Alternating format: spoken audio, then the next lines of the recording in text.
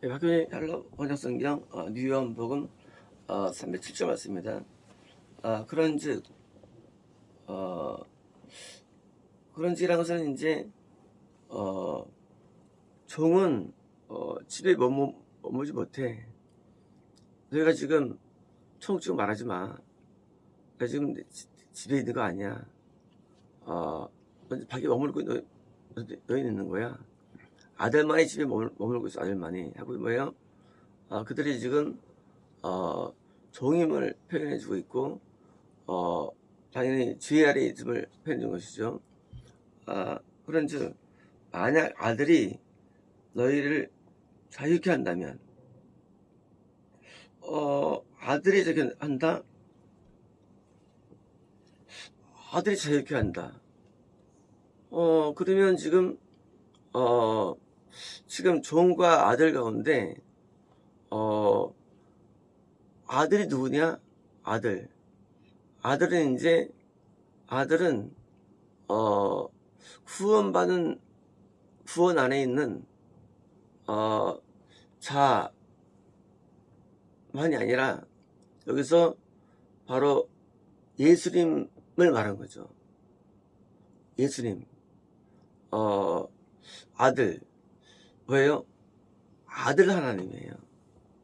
아들 하나님. 우리가 하나님을 부를 때 아버지 하나님이 있어요. 아버지 하나님. 아버지여라고 기도하죠. 아버지 하나님. 이제부터 너희가 이제 내로 기도하라. 아들 하나님. 예수님. 그런데 아들 하나님이 예수님이냐 라는 거예요. 아들 하나님이. 그렇죠? 이 당시에 몸을 입고 예수님이 있죠. 하지만 몸을 입고 오신 예수님이 하나님의 한 단면은 되지만 실제는 아니죠. 실제는 그 아들 하나님이 하나님 보좌 우편에 앉으시고 계셨죠. 그 몸을 입고 저부터 이미 아들 하나님이 계신 거죠. 그런데 그 아들 하나님이 이신절에 육신을 오기 전에도 인간들에게 오셨죠. 인간들에게. 그래서 구원받은 영혼에게 오셔가지고 오신 게 그리스도. 그리스도는 아들 하나님이 인간의 몸에 들어오셔서 구원을 해주시고 한 그런 상태가 그리스도고, 그 그리스도가 오늘도 우리에게는 아들 하나님이 되는 거예요. 아들 하나님. 그러니까 이제 그리스도란 것은 그것은 인간에게 들어오셔서 우리를 구원시켜 주시는데, 그 구원의 내용이 뭐냐는 거예요. 내용이 뭐냐? 아들이 너희를 자유케 한다면, 예수님이 아들 하나님이 인간에게 들어오지 않는 한 아무도 죄를 이길 수 없는 겁니다. 아무도 율법대로 살 수 없는 거예요. 아무도 뜻대로 못 사는 거예요. 아들 하나님이 인간에 들어올 때 그때 뭡니까? 그때 그분이 우리의 그리스도가 되시는데, 여기 아들은 우리 인간 하나님 자녀의 아들이 아니고 바로 아들 하나님으로서 우리에게 들어와서 우리를 죄로부터 자유케 하는 것. 다시 말하면 죄의 자유라는 것은 내가 죄를 지었는데 2000년 전에 십자가에서 용서받은 게 아니라, 그게 아니고 실제로 죄에서의 자유, 죄를 짓지 않는 상태, 죄를 이기는 상태, 죄의 종이 아닌 상태, 그게 죄의 자유라는 거예요. 그러므로 죄의 자유라는 것은 내가 아무리 흉악한 죄를 지어도 십자가에 의해서 용서받는 이런 잘못된 개념이 아니고, 죄라는 개념이 이게 되면 인간이 맞는 것이고, 이건 가짜 개념이고, 진짜입니까? 진짜는 실제 아들 하나님이 나한테 그리스도가 되어주셔서 내가 더 이상 율법에 어기지 아니하고 율법을 이기는 자유한 상태가 된 상태, 이게 뭐예요? 이게 구원이라는 거예요. 그러므로 구원은 2000년 전에 예수를 믿는 게 구원이 아닌 거예요. 구원은 2000년 전에 그리스도 믿는 게 아니라 오늘날도 살아계셔서 그 아들 하나님께서 우리 안에 들어오셔서 실제 죄를 이기는 자에게 구원이 일어나는 것이지, 그냥 나는 여전히 죄인인데 여전히 죄를 짓고 있는데 그 어린 양의 공로로 말미암아 내가 완전히 죄가 사해졌다 라는 개념은 거짓인 거예요. 거짓. 다시 말하면 아들 하나님이 나한테 자유를 해줘야만 그렇게 자유한 자가 내가 의롭게 여겨지는 것이지, 자유한 자가 내가 하나님 앞에 여기 받는 것이지, 자유하지 않고 여전히 죄 아래 있으면서 나는 죄 벗어났어, 나는 모든 선포나 해방 이런 모든 잘못된 들이들은요, 이거는요 거짓말이에요. 거짓말. 죄에서 자유하지 아니하고 않고 그냥 죄에서 너 자유하게 되었다는 거짓말에 우리가 프레임에 쓰여가지고 전도하고 가리키고 그리고 그걸 믿고 있는 거예요. 거짓말이에요. 생판 거짓말이에요. 완전 거짓말이에요. 이거를 믿어 왔었어요. 저도 모르고 옛날에. 그러다가 제가 교회에서 아무리 충성을 많이 하고 아무리 열심을 다해도 죄를 지는 걸 깨달은 거죠, 자신이요. 아니면 안 하게 된 거예요. 인간이 죄를 짓는 한 인간은 죄종이에요. 거짓말이에요. 거짓말.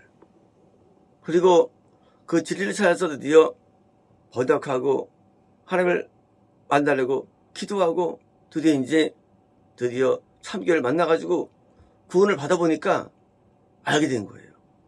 거짓말이구나, 그것이. 완전 거짓말이구나.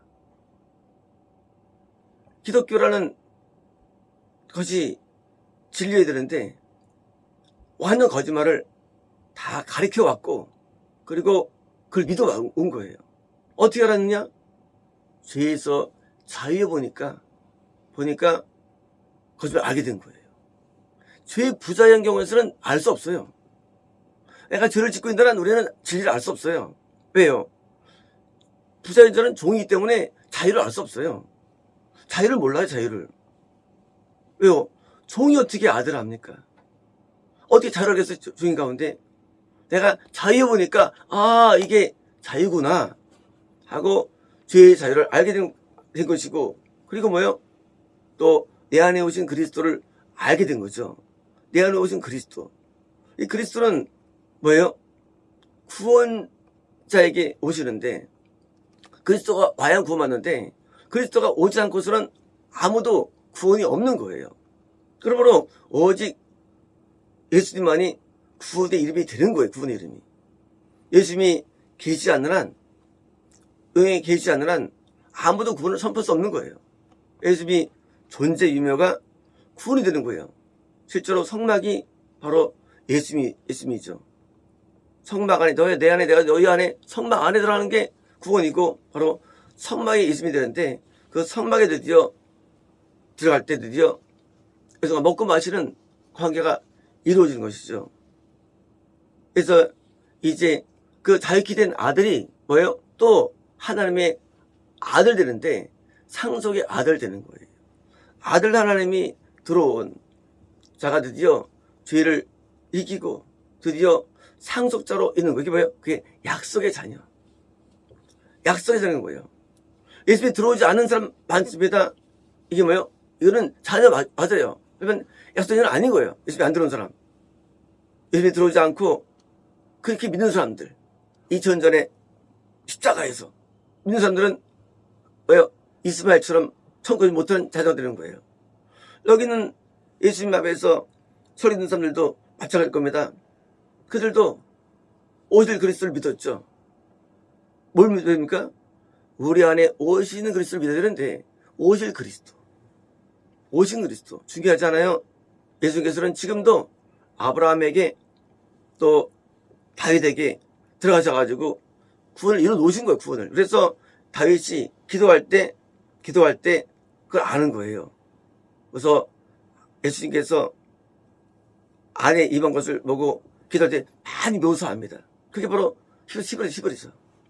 히브리서는요, 시편에 있는 많은 내용들을 가지고서 이제 기록되는데, 어떻게 아들 하나님께서 우리 인간에게 들어와가지고 어떻게 역사했나를 보여주는 거예요. 그래서 시편은 예수님에서 예수님에 대해서요. 생각할 때, 아니, 다윗이 기도했는데, 예수님에게서 그러니까 그것은 다윗이 기도하면서 자기 안에 들어오신 그리스도를 많이 묘사합니다. 기도 가운데. 그래서 시편이 예수님을 기록한 것이지, 양 다윗이 하나님 말씀하세요 쓰겠습니다. 그게 아니에요. 그게 아니에요. 하나님 내가 쓸게요. 그게 아니라도요, 다윗이 기도 가운데 자기 안에 역사하신 그리스도를 묘사하면서 많이 이제 기도가 나오는 거예요. 그래서 시편은 예수님을 묘사한, 그리스도를 묘사한 아주 리얼한, 아주 정확한 그런 묘사가 되기 때문에 시편이 예수님에 대한 기록이 모든 구약되지만 시편이라고 자꾸 언급하죠. 예수님께서 시편이라고. 이거 뭐냐? 실제 그리스도로 오신 그리고 인간에게 오신 모습을 다윗이 다 자세하게 찍습니다. 다른 사람도 말할 수 있지만 그렇게 정확한 묘사는 드물죠. 왜? 다윗이 자기 안에 임한 그리스도를 너무나 많이 경험하기 때문에. 그래서 아브라함과 다윗의 자손 예수 그리스도 되는 거예요. 왜? 다윗도 그렇게 구원을 받았기 때문에. 그러므로 오늘날도 구원은 존재하잖아요. 구원은 오직 예수님께서 우리 인간에게 올 수 있는 종파, 오직 그리스도께서 우리 인간에게 들어올 수 있는 그런 교파, 그런 교회, 그런 사람만이 참된 교회가 되는 것이고, 그렇게 예수님이 직접 들어올 수 있는 그런 현상만이 기독교가 되는 거예요. 나머지는 기독교의 껍데기만 있지 실상은 가짜가 되는 거예요. 참 기독교가 뭐냐? 바로 아들 하나님께서 우리에게 들어오셔서 죄에서 자유케 해주신, 그래서 그걸 말미암아 이렇게 여겨지는, 왜? 의로우니까 이렇게 여기는 거예요. 의로우니까. 그래서 그건 가짜예요. 그건 아주 나쁜 하나님이에요. 내 하나님인데 내가 의롭지 않은데 의로워, 내가 봐줄게. 그거 아닙니다. 진짜 의롭기 때문에 이렇게 여겨주는 거예요. 이게 진짜 하나님이에요. 하나님은 불의하지 않습니다. 하나님은 공의로우세요. 그래서 의로우니까 어떻게 어려워졌느냐? 바로 율법을 통해서 아닙니까? 바로 알바를 통해서 이렇게 여겨졌으니까 당연히 구원의 이름은 예수님이기 때문에 믿음으로 구원하는 거죠. 믿음으로 구원하는 거 당연히죠. 이런 의미에서. 그래서 아들함이 있는 자가 뭐요? 드디어 이제 모인 거. 그게 참교회가 되는 겁니다. 이제 어떻습니까? 그거 자유하면 너희는 진짜 자유할 것이다. 진짜 자유할 것이다? 그렇죠. 가짜 자유가 아니죠. 가짜 자유는 뭐예요? 가짜 자유는 여기는 게 자유, 여기는 거. 진짜는 여기는 게 아니고 진짜 자유로운 거예요. 안 놀아줬어? 여기는 거. 그거 가짜 자유한 거예요. 실제 죄에서 자유되는데 나 이제 죄에서 자유해졌어 라고 스스로를 여기거나 착각하는 세계. 이거 뭐예요? 그냥 착각의 세계예요. 나 예수를 믿어. 착각의 세계. 실제로 죄에서 자유한 상태가 되었는데 바로 누굴 통해서 이루어지니까 이제 진짜 된 거예요. 인간의 힘으로 자를 얻을 수 없죠. 인간의 힘으로는 구원 이름이 없어요. 인간의 노력으로는 구원이 안 돼. 인간의 힘으로는요. 인간이 아무리 노력해도 일부러 못 살아. 인간은요. 오직 예수님의 힘만이 일부러 살게 되는 힘을 줍니다. 그러므로 예수님 외에는 구원이 없는 거예요. 예수님 외에는. 그래서 그 예수님만이 나의 구원자가 되고, 그리고 예수님만이 다른 놈에게 구원자이기 때문에 이 복음을 증거하는 거예요. 누굽니까? 사도 바울이에요. 사도 바울이 똑같이 다윗처럼 정확히 인식해야 됩니다. 그리스도를. 그래가지고 이 그리스도를 전파하는데 자기가 받은 구원의 모습을 드디어 판을 찍어내는 거예요. 초대교회에서. 왜냐고요? 바울도 율법을 아는 사람이었어요. 하지만 안 됐어요. 그것이. 도저히 안 됐어요. 자기 임하신 그리스도 통해서 바울도 드디어 뭡니까? 복음을 깨닫고 드디어 그렇게 된 거예요. 그리고 그렇게 된 것을 드디어 남들에게 전파해가지고 오늘날 기독교가, 참 기독교가 시작된 것이고요. 여기까지 온 거예요. 그래서 이제 이러한 그리스도라는 의미, 그리고 죄에서 해방, 이것이 이루어진 자가 하는 설교를 들어야만 우리가 똑같이 나도 죄에서 해방이 되지. 해방되지 않은 자들에 의해서 들으면 해방이 안 되는 거예요. 죽을 때까지 해방이 안 돼요. 왜? 아들이 자유케하는데 아들이 있는 자가 선포한 설교에서 예수님이 역사할 수가 있지. 아들이 없는 자가 아무리 설교해도 그것은 들어봤자 그냥 귀에 이론이 불과합니다. 그러니까 여전히 주열에 머물면서 그런 잘못된 기독교 내에 있으면서 그 안에 살아가는 거예요. 자유한 적도 없고 자유를 본 적도 없어요. 그들은 그냥 기독교라는 이름과 그 교리와 그 틀 속에서만 그냥 살 뿐이에요. 그리고 그것을 전수할 따름이에요. 그래서 죄에서 자유 않는 기독교는 가짜가 되는 거예요. 자유한 기독교는 진짜가 되는 겁니다. 이 진짜 기독교가 이제는 거의 없는 거예요. 왜? 다 망했어요. 왜요? 이 진짜 남은 이들이요, 진짜를 돌로 칩니다. 왜요? 저는 죄에서 자유하지 않거든요. 돌로 치는 거예요. 그리고 이제 없어요, 이제. 다시 말하면 이제 참설교를 들 수가 없는 거예요. 참설교니까 진짜 구원받은 자가, 제자연자가 드디어 그리스도인을 말미암아 설교가 들어져야만 들어야 되는데 이걸 들을 기회가 없는 거예요.